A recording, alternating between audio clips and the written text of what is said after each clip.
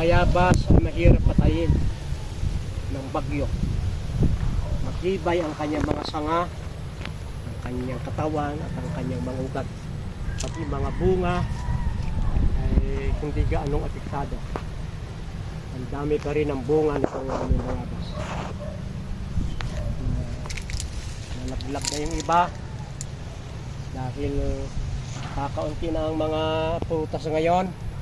Ito'y pagkain na ng mga ibon. Marami mga ibon na paglubog ng araw ay narito na sa aming garden sapagkat sila'y nanginginain ng mga bayabas. Yung kalugihan natin ay naging kapakinabangan ng iba. Sa bagyong ito, maraming nalugi pero maraming nakinabang. Sa baha, yung gagawa ka ng maliit at tulay para makatawid yung mga tao.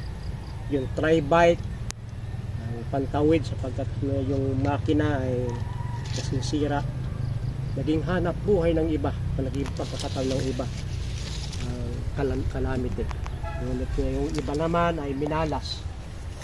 Mayroon talagang hindi na makaka-recover at kinakailangan magsimula ng panibago.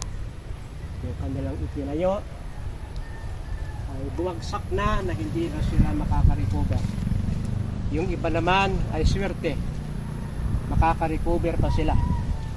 Ganyan talaga ang buhay. Mayroong likas na matibay. Kung tayo